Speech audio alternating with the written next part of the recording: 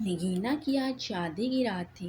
وہ سج دھج کے بیڈ پر سرخ جوڑے میں لپٹی بیٹھی بے چینی سے اپنے ہم سفر کا انتظار کر رہی تھی۔ اس کے ذہن میں کئی طرح کے خوف تھے۔ نگینا کالج کی طالبہ تھی اور ارشد سے اس کی ملاقات بس اسٹاپ پر ہوئی تھی۔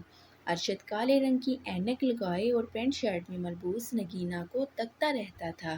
شروع میں نگینا نے ارشد پر دھیان نہ دیا، مگر جب وہ ایک ہی جگہ ایک ہی وقت نگینا کے لیے کھڑا ہوتا تھا۔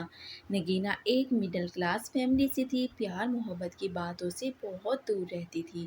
نگینا کی نظر میں محبت صرف شادی کے بعد ہی ہوتی ہے۔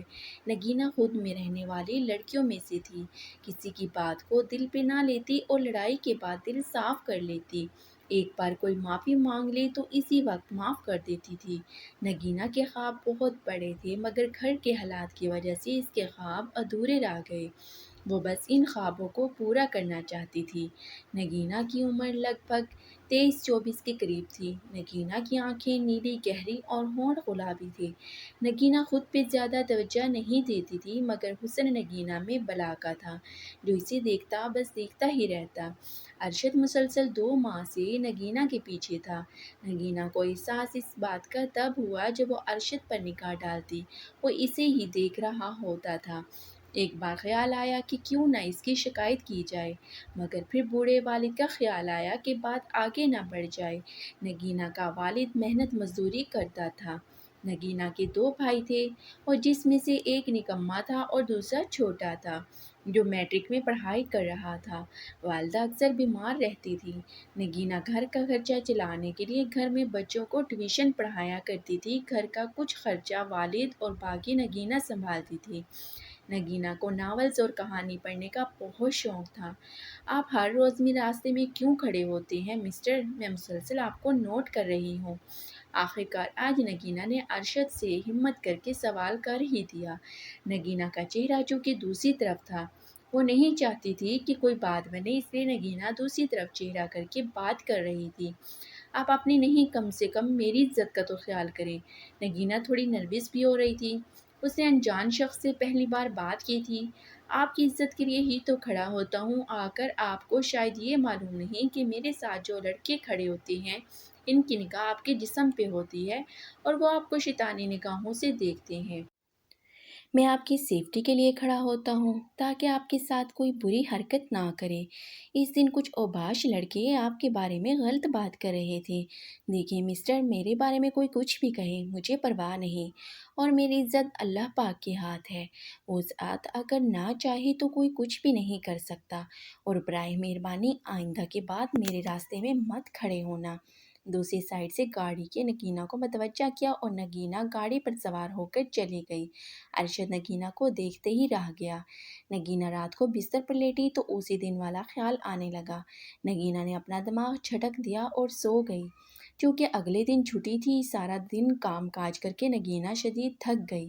گرمیوں کا موسم تھا۔ نگینا آرام کی غرض سے اپنے کمرے میں جا کر لیٹ گئی۔ کچھ دیر میں موسم نے انگڑائی لی اور آسمان پر بادل چھا گئے۔ ٹھنڈی ہوائیں جب چلنے لگی، نگینا گھر کی چھت پر چلی گئی اور موسم کی انگڑائی کا بھرپور فائدہ اٹھا کر آنکھیں بند کیے لمبی لمبی سانس لینے لگی۔ نگینا، نگینا، نگینا کی سماعتوں نے اپنے نام کی صدا سنی اور آنکھیں کھول کر آگے پیچھے دیکھنے لگی، مگر کوئی بھی نہیں تھا۔ یہ آواز جانی پہچانی تھی۔ غور کرنے پر معلوم ہوا کہ یہ آواز اسی بس اسٹاپ والے لڑکے کی ہے۔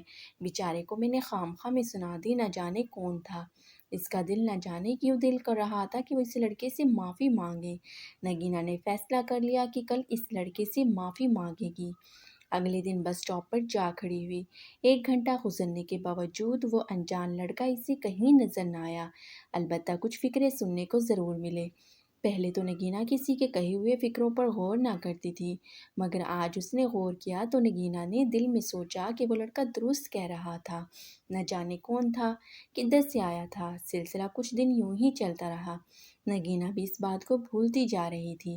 نگینا کو کتابوں میں بہت دلچسپی تھی۔ نگینا کالج کے قریب ایک پرائیویٹ لائبریری سے کتابیں لیا کرتی تھی اور پڑھ کر واپس کر دیتی تھی۔ آج بھی نگینا کتاب لینے آئی۔ کتاب ڈھونڈتے ہوئے اس کی نظر ایک شخص پر پڑی۔ وہ وہی شخص تھا جو بس اسٹاپ پہ ملا کرتا تھا۔ نگینہ نے ارشد کو دیکھ لیا تھا۔ ارشد بھی کتابیں تلاش کرنے میں لگا ہوا تھا۔ اب نگینہ کے پاس موقع تھا کہ ارشد سے بات کر لے۔ اسی غرض سے نگینہ ارشد کے سامنے اسی امید سے جا کھڑی ہوئی کہ وہ اسے بلائے۔ نگینہ اپنا بھی بھرم رکھنا چاہتی تھی۔ ارشد کی نظریں نگینہ پر پڑی اور ارشد چپ ہو گیا اور باہر کی طرف چل دیا۔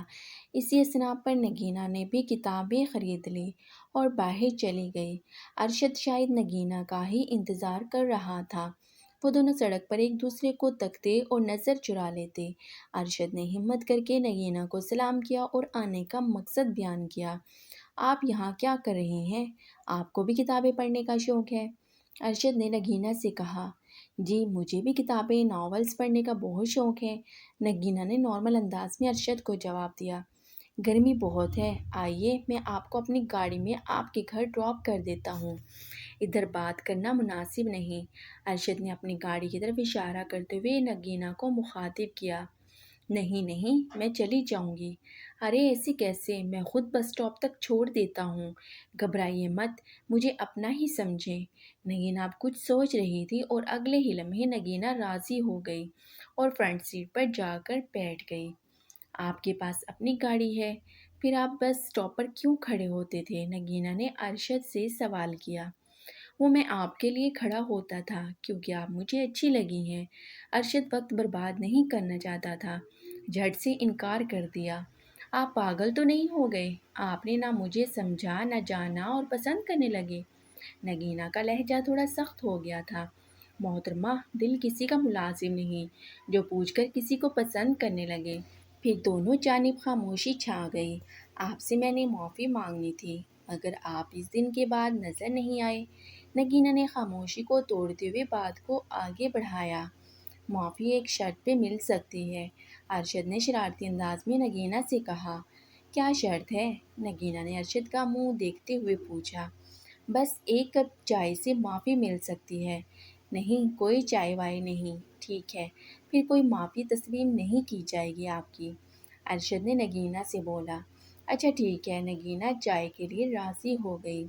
ارشد نے قریب ہی ایک 5 اسٹار ہوٹل پر اپنی کار کو پارک کیا اور دونوں اندر چلے گئے۔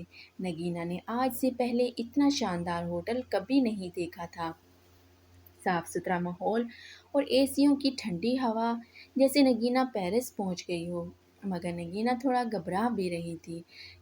پہلی بار کسی اجنبی کے ساتھ آئی اور یہ بھی ڈر تھا کہ کوئی اسے دیکھ نہ لے۔ لیکن نگینہ کو خیال آیا کہ اس کے خاندان والے اس ہوٹل کے پاس سے بھی نہیں گزرتے۔ آپ مجھے بہت پسند ہو، مجھ سے شادی کرو گی؟ ارشد نے بیٹھے ہوئے چائے کا آرڈر کیا اور ساتھ ہی اپنی بات بھی کہہ دی۔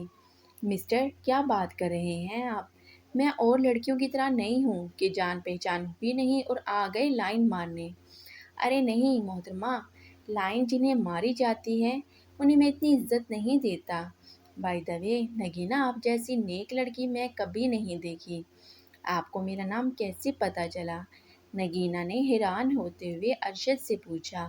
ان خوبصورت ہاتھوں میں آپ نے اپنا پیارا سا نام لکھا ہوا ہے۔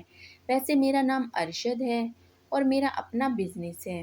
نگینہ ہاتھ میں چائے پکڑتے ہوئے ارشد کو سن رہی تھی اور گھر کا سوچ رہی تھی کہ دیر ہو رہی ہے۔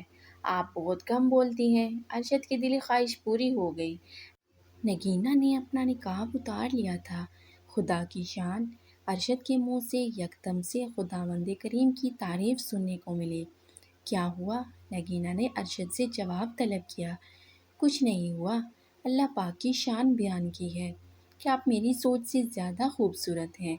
لڑکی کو اس کی تعریف سب لفظوں میں سب سے اچھی لگتی ہے۔ مجھے اب چلنا چاہیے۔ نگینہ نے ارشد کی بات کو انسنا کر کے کرسی سے اٹھ کھڑی ہوئی۔ ارشد بھی نگینہ کے ساتھ چل پڑا۔